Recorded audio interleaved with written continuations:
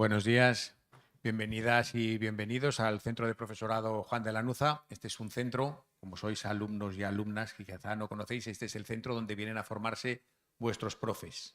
Es decir, ahora estáis en la misma posición en la que vuestros profes suelen venir aquí a recibir formación en este centro, donde actualizamos a todo el profesorado desde infantil hasta secundaria, bachillerato, FP, etcétera, etcétera. Y hoy es una situación excepcional porque sois los alumnos y alumnas los que estáis en esta sesión en la que os van a dar una información sobre la diplomacia en Estados Unidos. Nos acompaña la cónsul general de Estados Unidos en Barcelona, Kate Stana, y también nos acompaña la directora provincial del Servicio de Educación, María Jesús Cruz, que son quienes van a dirigir la sesión. Simplemente, pues en nombre del Centro de Profesorado, daros de nuevo la bienvenida aquí. Espero que os encontréis a gusto y que la sesión sea muy provechosa y le cedo la palabra a la directora provincial. Muchas gracias, Luis Ángel.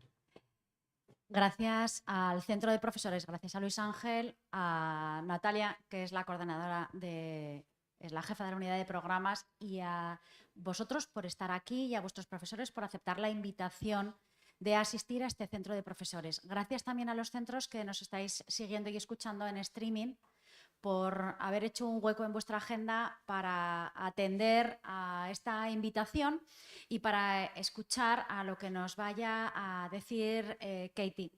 Katie es una gran mujer que ha estado estudiando, porque ella es estadounidense, ha estado estudiando pues, en Estados Unidos, hizo su carrera profesional, comenzó con la diplomacia.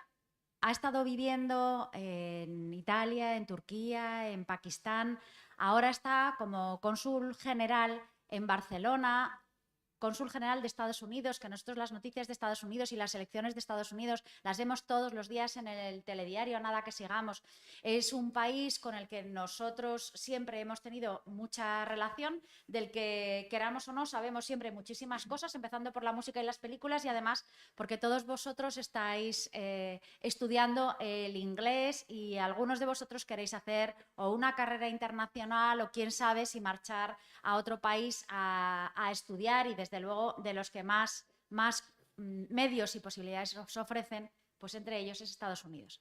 Teníamos la posibilidad de contar con Katie para que viniese hoy a hablar con vosotros sobre la carrera diplomática, sobre los estudios, qué es lo que se hace, cómo es la vida de una persona que está entregada como, bueno, pues, como mujer y como profesional a algo tan difícil en estos momentos como son las relaciones internacionales.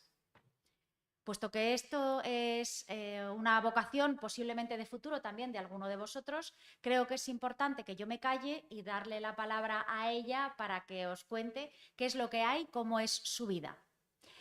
Mañana por la tarde, además, aquí en este centro de profesores habrá unas charlas, unas ponencias, un encuentro en víspera del Día de la Mujer Trabajadora sobre cómo son las mujeres trabajadoras. Yo le he pedido permiso a ella para nombrarla, porque yo creo que alguien que lleva 20 años en la carrera profesional, que ha salido de su país, que ha tenido una vocación y ha apostado por ello, no hay cosas que se le hayan quedado grandes ni otras pequeñas. Ha sido su apuesta, ha hecho pues de su vocación su futuro, su profesión, y ahora está entre nosotros. Tenemos esa suerte, hablará con vosotros, pero por si le preguntáis, ya me he adelantado a preguntarle, y lo que le queda en España de estancia es poquito tiempo, porque pronto va a volverse a marchar, porque su carrera profesional busca otros ambientes, otros sitios. Así que vamos a contar con su presencia y muchas gracias, Kate. Muchísimas gracias. Bueno, hablo en inglés, ¿no? Sí, you all are studying English, so I will do my presentation in English.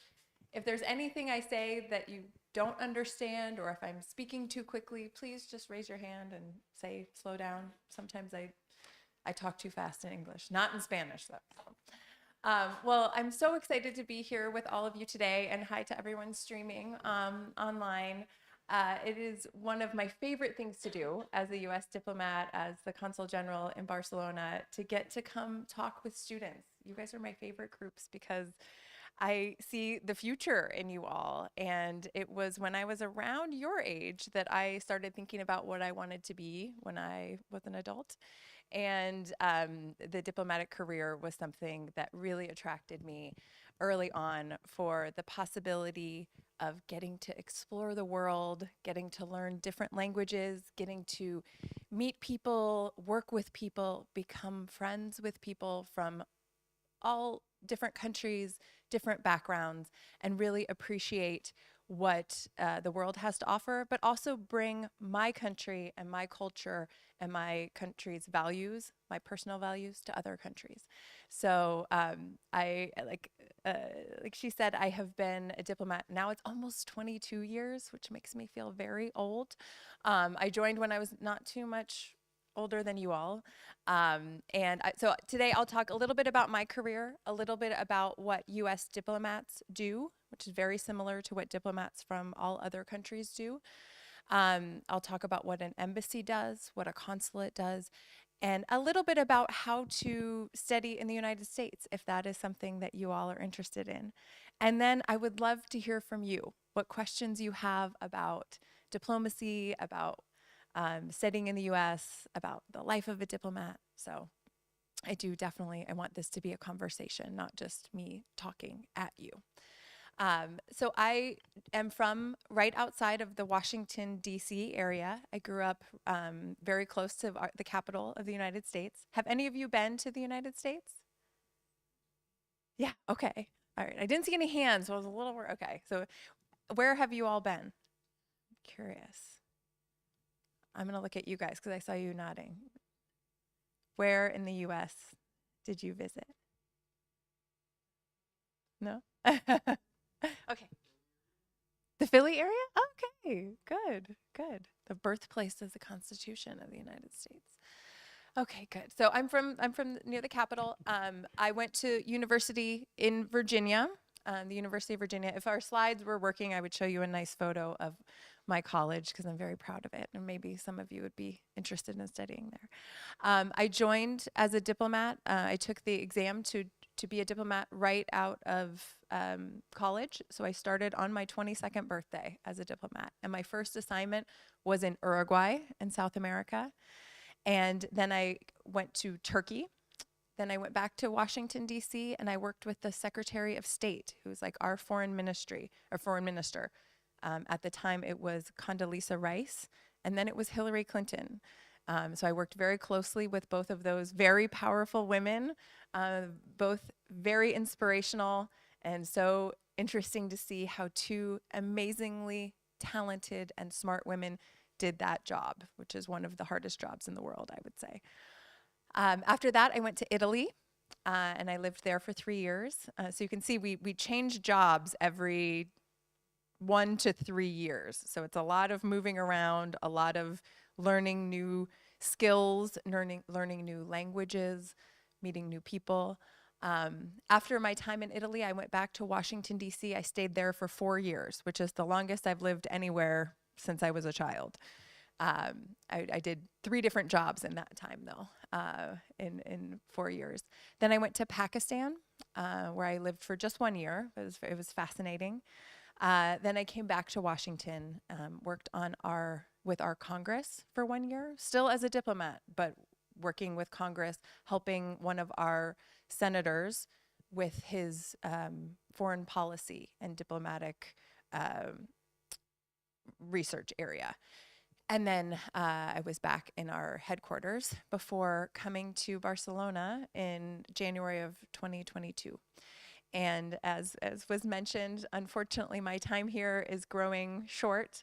I will leave here at the end of June and we'll go to Mexico, where I will work in Mexico City in DF as my next assignment. So we move around every couple of years and often do very different jobs every couple of years. So the jobs I have done in each of those places have been different. So here I am Consul General of the United States, which means I am in charge of our consulate in Barcelona, which covers Catalunya, Aragon, and Andorra. So I'm the top diplomat for the United States in those areas. In DF, I'm going to be in charge of all of our counter narcotics cooperation. So narcotraficante, all of that's the programs that the United States government works with the Mexican government on. So very different. Here I don't work on narcotráfico like at all. But there I will. So that is one of the things I love about my job, is that I can change and have a completely different job every couple of years. As I said, I work at the consulate in Barcelona. Most countries, well, let me back up. So we have embassies in countries, close to 200 countries around the world. Same with Spain. Spain has embassies, meaning that is the head of their government, their representation to another country. It's usually in the capital city. So the U.S. embassy here is in Madrid. And then in some countries we have consulates, which are kind of a mini embassy, we'll call it, in a large city in the country. So in Spain, the United States has one consulate in Barcelona. For example, in a larger country like Mexico, we have 9 consulates. And where a consulate is placed depends on the economic interests of the country, how many U.S. citizens there are there. We have a lot of U.S. citizens, both in Barcelona. There are a fair amount in Aragon as well, which is why we have the consulate there. Spain has, I believe it's 9 or 10. I'm looking at my colleague Vincent. 9. Okay, 9. I was right the first time. 9 consulates in the United States. So to help Spanish citizens who are studying or working or have any sort of issues in various cities in the United States, and also to help with economic interests. If there are Spanish businesses that need help, if there are delegations of Spanish government officials or Spanish businesses that are visiting, let's say, Los Angeles or San Francisco or New York or Chicago, some of the larger cities in the United States, those places have Spanish consulates that would help facilitate that. So from the consulate or the embassy, I'll tell you a little bit about the different things that we do. So we have a political section that is monitoring and analyzing the political situation in the country. So at the embassy and then also at the consulate. So there's been a lot of news lately here in Spain about the formation of the national level government, the coalition, lots of talk about amnesty laws. Those are things that our policymakers, our foreign ministry in Washington is very interested in. And so we do meetings with politicians, with interest groups to see what's actually going on. You know, the media might say one thing, but what's the true story going on? And then we report that back to our headquarters. On the economic front, the United States is the top investor in Spain. And here in Aragon, actually, Microsoft, an American company, just announced an over $2 billion project through Spain, both in Madrid and in Aragon, but $2 billion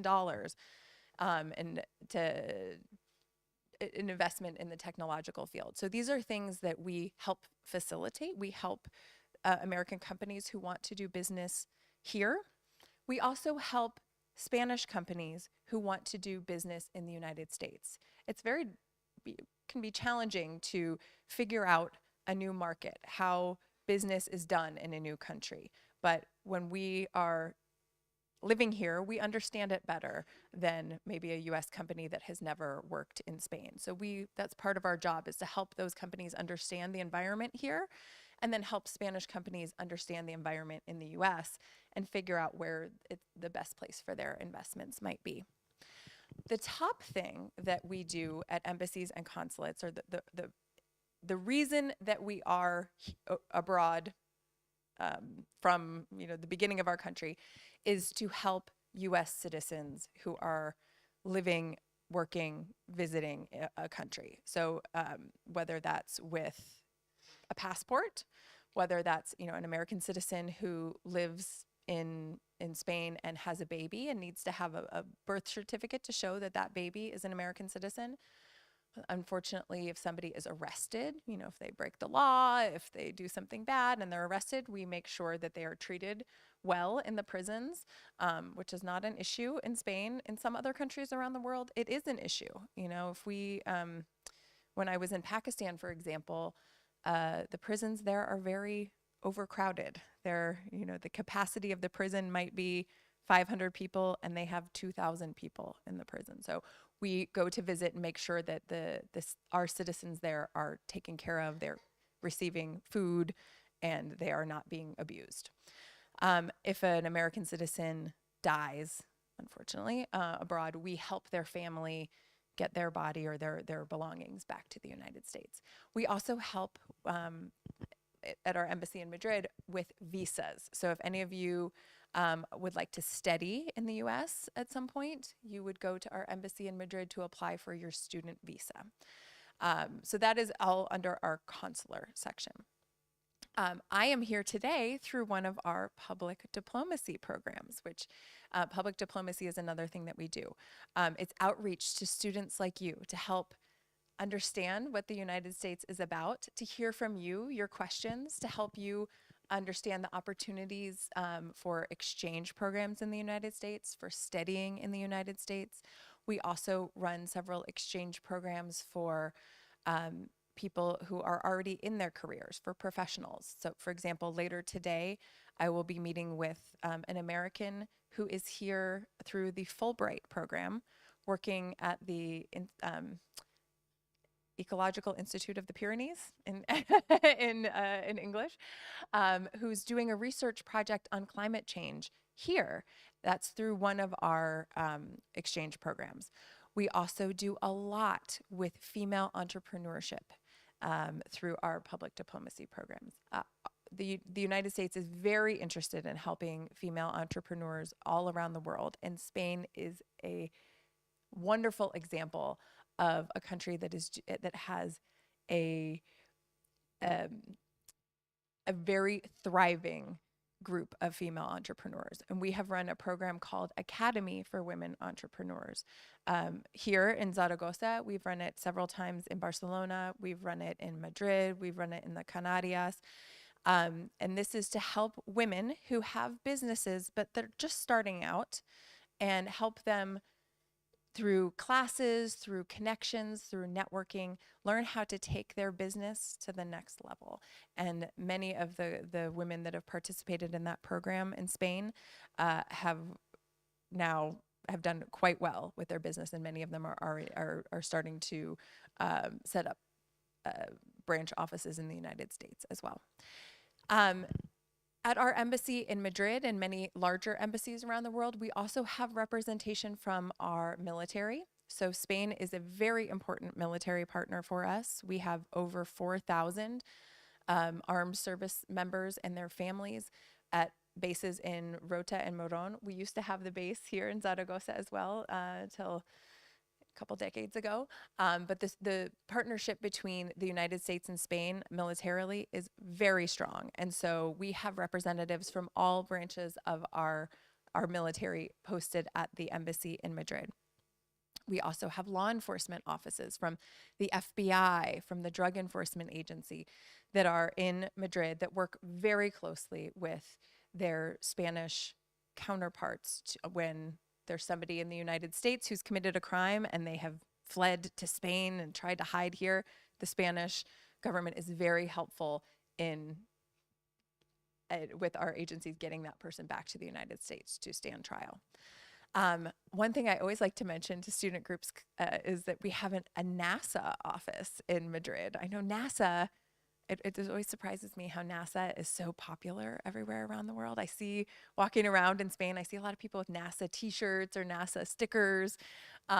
We do have a NASA office in Madrid who is working, our officer there is working very closely with the Spanish government on space issues, because it is, we have a lot that we are working on in common there.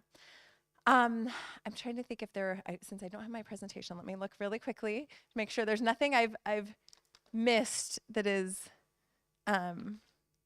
very key before I get to studying in the United States. Are any of you thinking about that you might be interested in studying in the United States for university?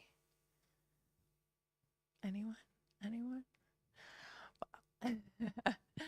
We have an office.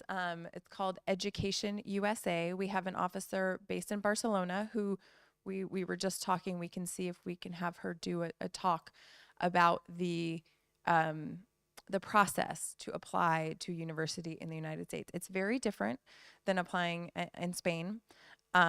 It's different. The university experience, I think, is quite different in the United States versus Spain. Just the way that people tend to live at the university, the sports culture of universities in the United States, the financial aspect of studying in the United States.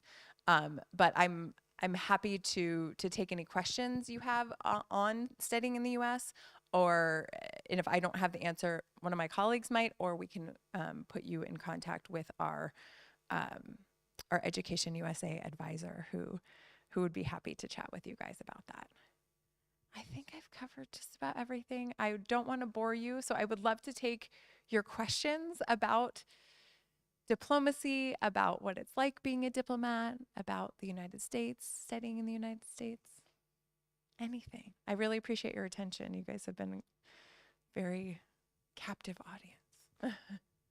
And also our friends online too, if you have questions, I think there's a way for somebody to monitor that.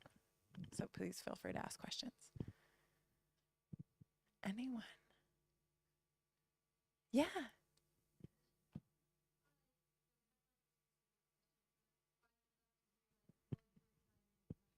Yeah. Yeah. I love talking about my time in Pakistan. So when I was there, I was also in charge of we called it the Counter-Narcotics, the International Narcotics and Law Enforcement Office, that I was the director. They hadn't had a female director of that office in about 20 years. So culturally, I was a little bit worried about going to a country like Pakistan as a woman to work with law enforcement. I will say what I found was the more challenging part about being a woman in Pakistan was with the US law enforcement agencies, not with the Pakistani law enforcement agencies. I actually felt that being a woman in Pakistan, working on those topics, it worked to my advantage because I was able to create relationships that many of my other counterparts weren't. I don't know why that was, if it was just a matter of personality and I tended to click or have a good chemistry with the Pakistani counterparts, but it ended up working really, really well. I will say just day-to-day life. I lived in Islamabad, which is it's a beautiful city, actually. It kind of surprised me. It's very green. It's in the foothills of the Himalayas, so very kind of rolling hills. Security is very tight there. So to get to work every day, I had to ride in an armored car. So a big American vehicle that had doors that were, this thick. To close it, you'd have to use all of your force. One day I actually closed my elbow in it and I had to go get an x-ray because I thought I had broken it. This was interesting. I had to wait for a female x-ray technician because they didn't want a man to give me an x-ray, even though it was my elbow. It wasn't like, anywhere else. So it was that sort of thing culturally was interesting. But I had to drive to work in an armored car, but outside of work, I was allowed to drive a car myself. And so I had a little car that I would drive around. We were only allowed to go to about 5 different places, a couple of restaurants that our security office said it was okay to go to. So I would just drive around. Sometimes I would just drive to just, in the like 1 kilometer square that we were allowed to drive in, but just to have a little bit of freedom. And we had a guard. I lived in a house with a friend of mine, and I had a guard outside my house to protect us, although I don't think he actually had any bullets in his gun. It was more of an illusion of security. But I really loved my time there, and I think You know, the Pakistani people are wonderful. They're so welcoming, so warm.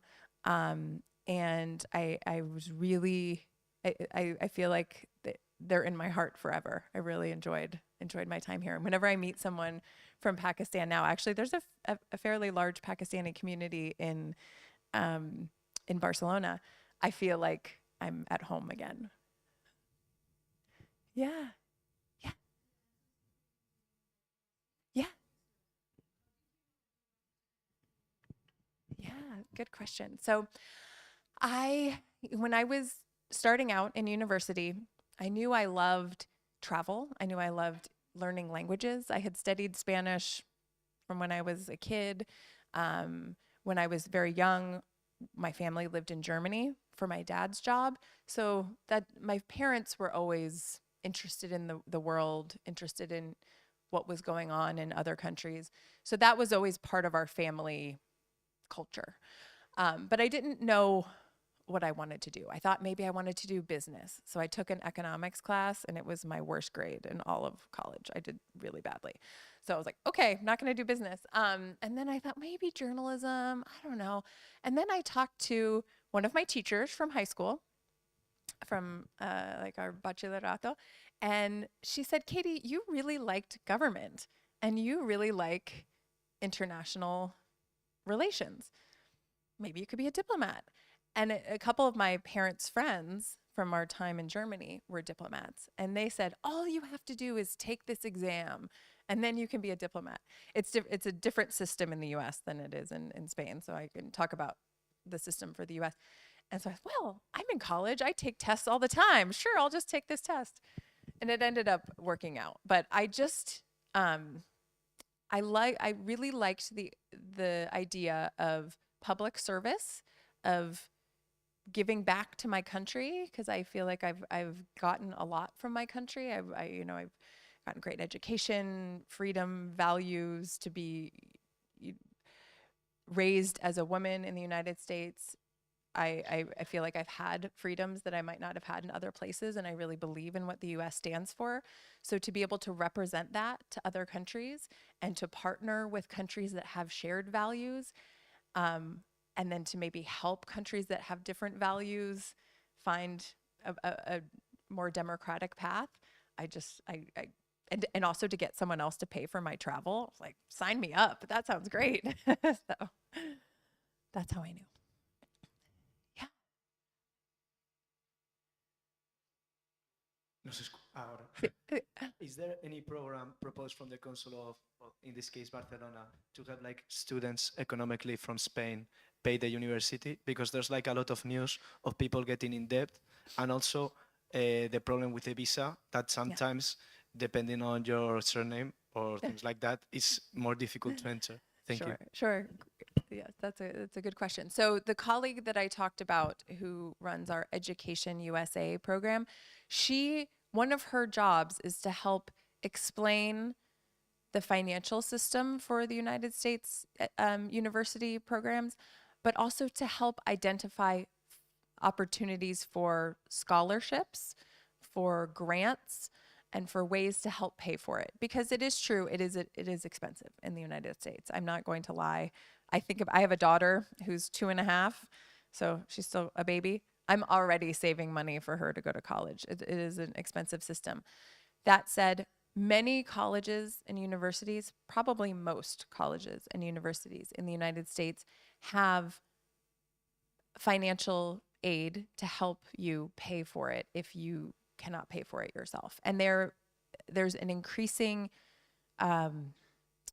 push for international students in the United States. So I think that's, and there's a recognition that our system is more expensive than many others. And so they try to find ways to help the students be able to pay for it. And the visa question, once you get into a US university, they'll give you a form, I think it's called an I-20, that I would say apply for your visa as early as you get that form, because then if there are any issues, like they have to make sure, if your name is, I don't know, Juan Gomez, and there's a terrorist named Juan Gomez, they need to make sure that you're not that terrorist. That can take a couple of weeks. And so apply as soon as you get that form is what I would say. Yeah. Any other questions? These are good. Yeah.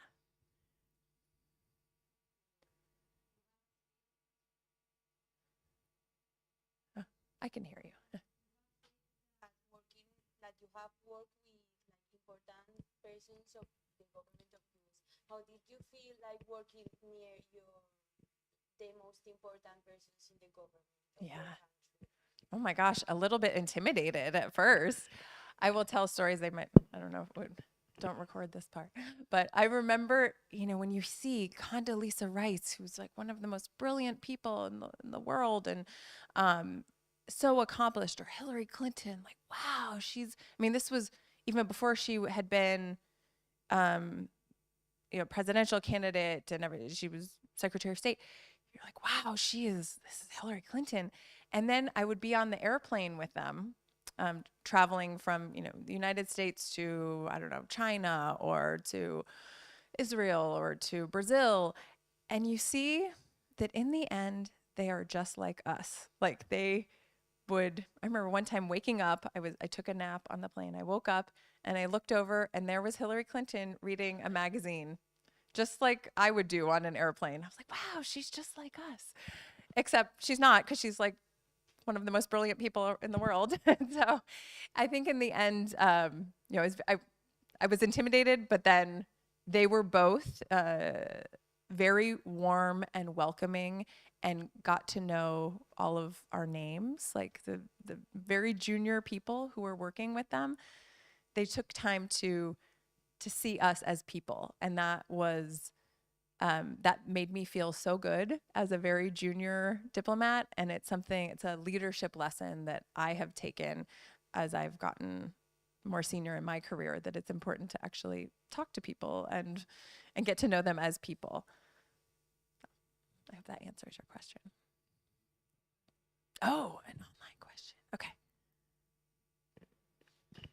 Yeah, the students from Huesca want to know, what do you study at university? Yeah, okay. I studied foreign affairs, so international relations, and Spanish, which you would not guess by how bad my Spanish is right now. But yeah, so those were the things I studied. And actually, I forgot to mention, as part of my Spanish studies, I spent a summer in Valencia, and that was my first time ever in Spain. And it is where my love of Spain and Spanish language really cemented. So going to the question of studying in the US, I am such a big fan of studying abroad, even if you can, if you don't do a full 4 years or a full, graduate degree, even just a couple weeks, an exchange program for a summer, I think it can really be beneficial and really change your life. It definitely changed my life. Yeah. Are the states? Hi. Are the states trying to restore its relations with Russia? Are what?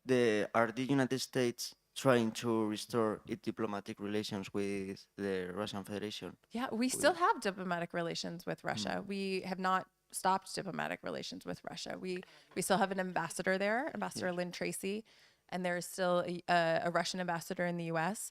So part of diplomacy is continuing to talk, even when there are disagreements. And so we have absolutely not shut down diplomatic relations with Russia. I'm very interested with international relations. Yeah. And are there any plan to stop the sanctions against Russia, or to stop sanctions against Russia? to fix the situation with Ukraine? Well, with I the think Ukrainian government. there is one person who could fix the situation with Ukraine today if he chose to, and that's Vladimir Putin. Thank you. Yeah, I see you have a question right there. Hello. I want to ask that how do you do to combine like your personal life and traveling like twice a couple of years? Yeah. sometimes I think I don't do it very well. It is, I would say, the most challenging part of being a diplomat is changing places. It's both a wonderful thing to move around all of the time, but it's also really hard, if I'm being very honest. Every couple of years, you have to find, you're learning a new job. I was saying to somebody earlier that to be a diplomat, you have to feel comfortable feeling kind of dumb because you're always learning new things and there's always people that know more than you do. And you're never really an expert on any topic. You know a lot of things about a lot of things, but you're not an expert in anything. And so moving around just logistically, for example, I'm moving to Mexico this summer. I have to figure out where my daughter is going to go to school. I have to figure out somebody to help us at home. I already hired a nanny to help because that's the number one thing, making sure that things are okay at home. I have to figure out where we're going to live. I have to figure out, our things from our house in Barcelona have to get to Mexico. That's going to take many, many months. So what do we need now? What can we live without for 6 months? I have to learn my new job. And then once I'm there, I have to, find a doctor for myself, for my daughter. I have to know like what grocery store to go to. I have to know just very basic things that you take for granted that you're like, oh, I go to this doctor, or that's, I go to the Alcampo or the Eroski or whatever. Like there's not going to be any of that there. My daughter loves little burgers from Mercadona. And I told her there's no Mercadona in Mexico. You're going to have to eat something else. So just things like that are challenging. Being away from friends and family can be very hard, especially when really good things in their lives happen. People have babies or people get married and I'm far away and I can't like go meet my friend's baby until the baby's, 2. Or when sad things happen, like my grandma's sister died. I couldn't go to the funeral because I'm in Barcelona. And am I going to fly that far for the funeral? No, probably not. So that's hard. I will say, I joined 22 years ago in 2002. There was no WhatsApp. There was no FaceTime, even like text messaging. It would take like 5 minutes to send one message. So things are so much better now. That makes it much easier to be away, but it's still hard. So it's obviously worth it. Otherwise I would have quit many years ago, but there are challenges for sure. Yeah. Let's go to her and then I'll come back to you. Okay, sorry. Hi, what do you think is the best and the worst part of your being a diplomatic? The best part is getting to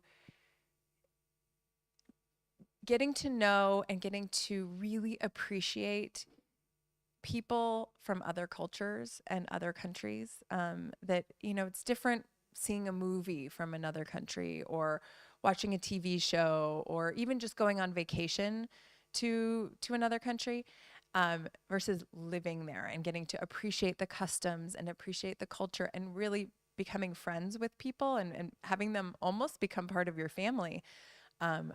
Everywhere I've lived, I feel like I have new, brothers or sisters or cousins because I've kind of collected friends along the way. So that is absolutely the best part, and getting to understand different points of view that maybe I don't agree with, but I can understand why someone would think that a different way from me. And the hardest part, like I was just talking about, is being away from family and good friends. My parents are getting older. I think a lot about, gosh, what if one of my parents gets sick and I'm not near them? What am I going to do to help them? Or what if my daughter doesn't do well in the school in the new place? I mean, she's little, so moving from Spain to Mexico, it'll be the same language, and so that should be an easy transition. But after that, what if we have to go to a place where she doesn't speak the language? I mean, that part, the family part, is the most challenging, for sure. Okay, you want to come back to you?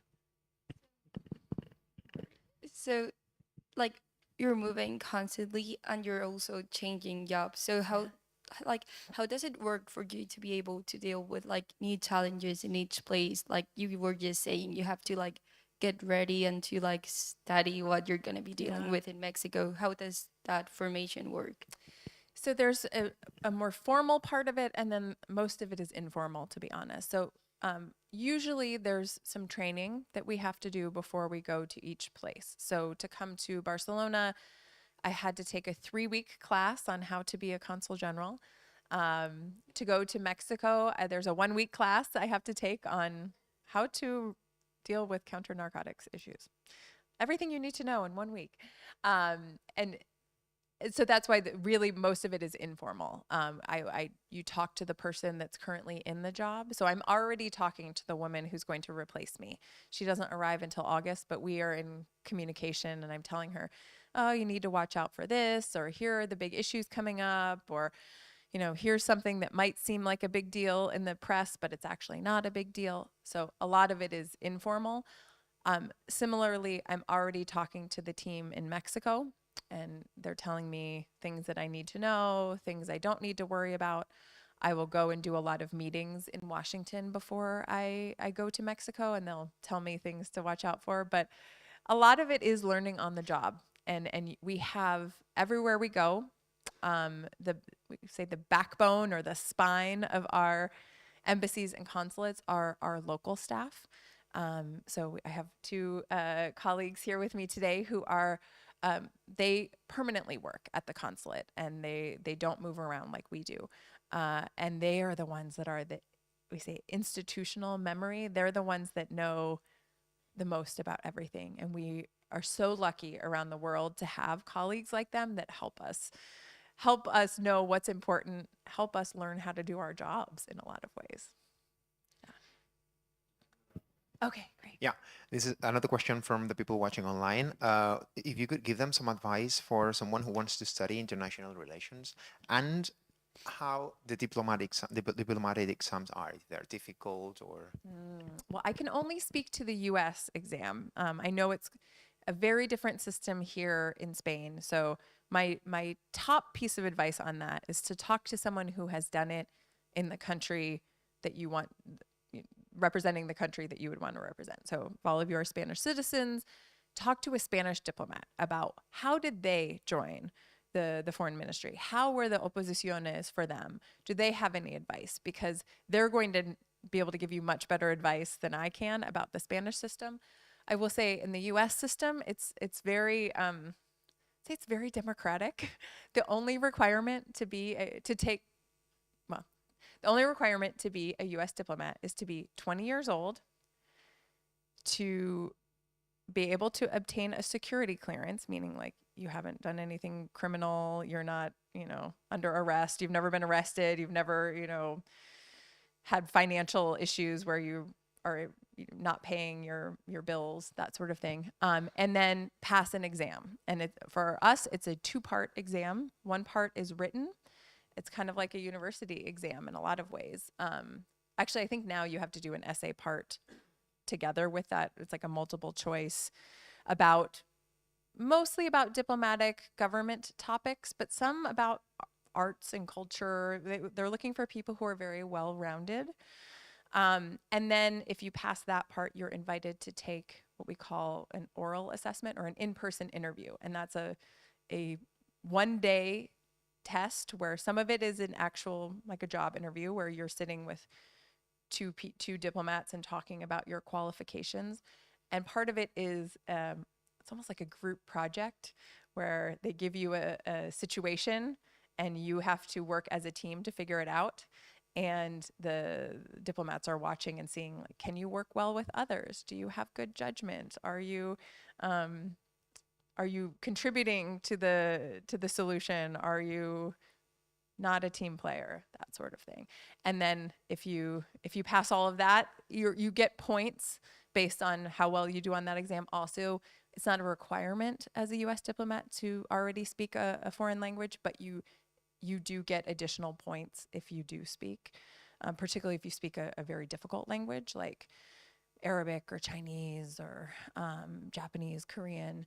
But those are the only requirements. So as far as studying international relations, I would say if it's something that you're interested in, take take a basic class in it and see if it's something that appeals to you. I loved it. I mean, I remember having to read like Machiavelli and Hobbes and like the theories of how countries would work together or not, and I found it fascinating. And you see that even though, I mean, in those two examples, those philosophers were from hundreds of years ago, so many of the things that they talked about are still happening today. So I actually think that everyone should take an international relations course, because no matter what career field you're in, the world is increasingly global. So understanding how the basics of how the world works and how countries work together or against each other is important.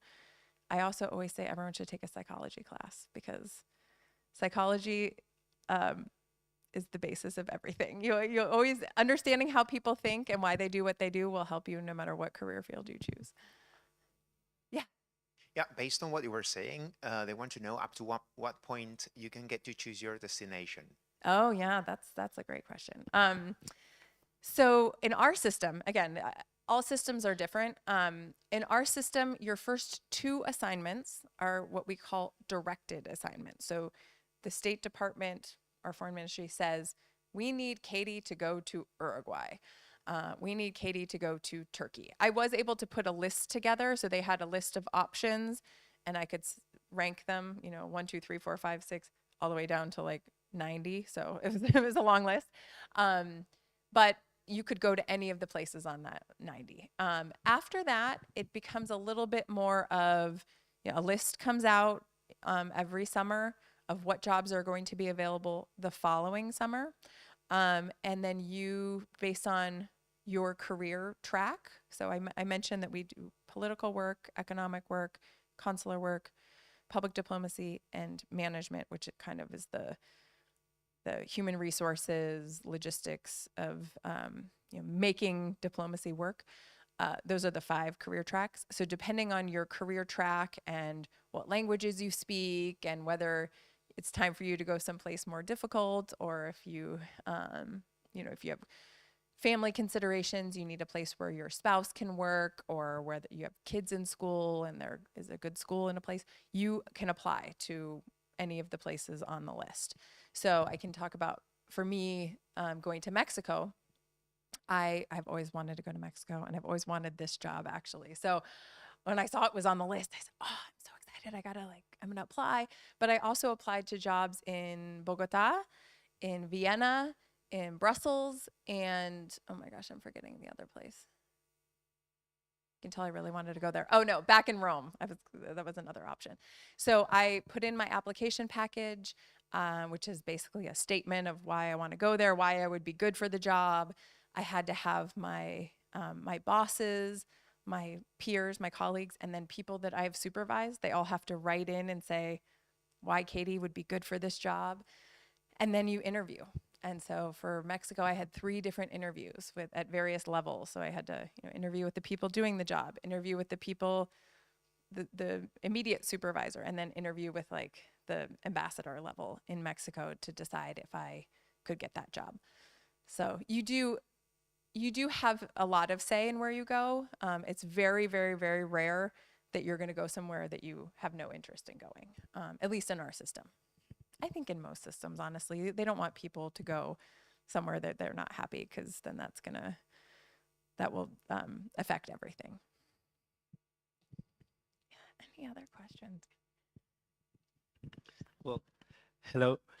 From like, it may seem like a dumb question, but for like, because there's a lot of political tension all around the globe, and especially in the USA, with a lot of political parties defending to like protect the country and protectionist measures, as in the past did Trump in the 2016 like government period.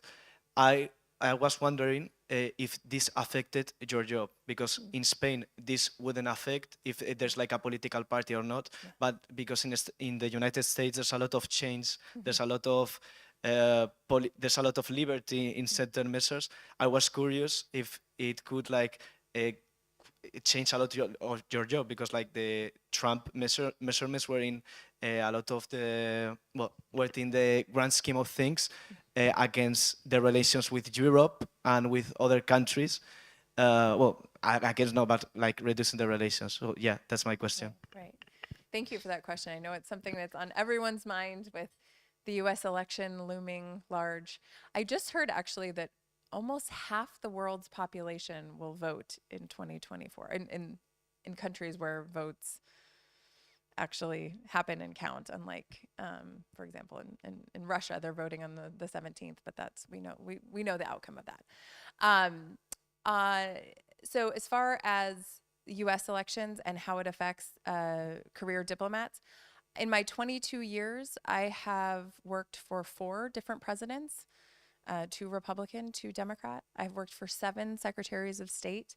And my job, I can say, has not changed much. I'm a career, we say nonpartisan. So that means I'm not a political, I don't have a political affiliation. I work for Democrats, I work for Republicans. My job stays the same, regardless of who is in the White House and which administration is in power. There are sometimes certain aspects of our foreign policy can change with presidents. Often when it comes to women's healthcare initiatives, there's a change, whether the US will support aid programs that provide abortion services, for example. That can change from administration to administration. But contrary to what we often see in the news, the actual policy and the way it affects the career diplomats, it doesn't change. I can say that in 22 years, there hasn't been a time that, like, wow, everything really changed when that person was in the White House, or when this person was in the White House, or when that person was Secretary of State. No.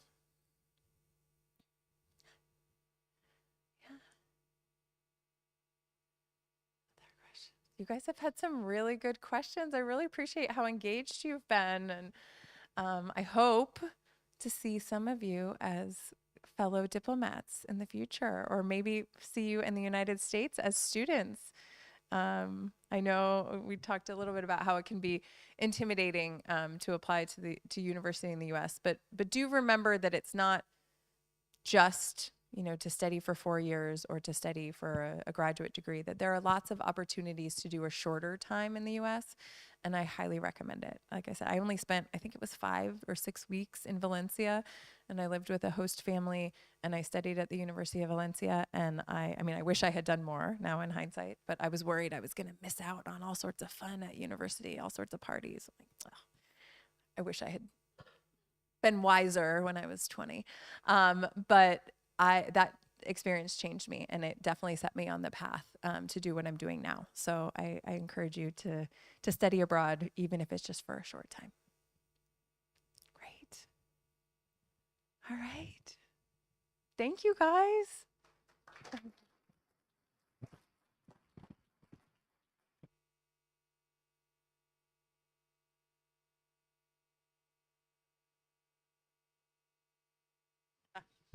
Muchísimas gracias, Katie. Ha estado muy interesante. Yo creo que os ha gustado mucho, dado el índice de participación de lo que habéis dicho, lo que le habéis preguntado, la implicación que tú has tenido, y además que es una gran comunicadora. Así que eso, que os ha llegado a todos, y como dice, pues hay unos planes para poder estudiar en Estados Unidos.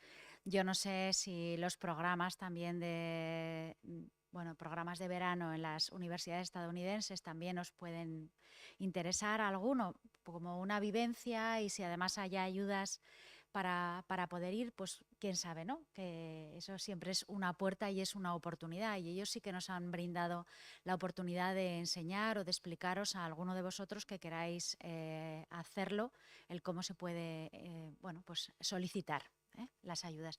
Y muchísimas gracias de verdad a todos los profesores por haberos acompañado, a los que están fuera, gracias a los que estáis en el streaming, y a todos vosotros, por supuestísimo, por haber venido. Gracias, Katie.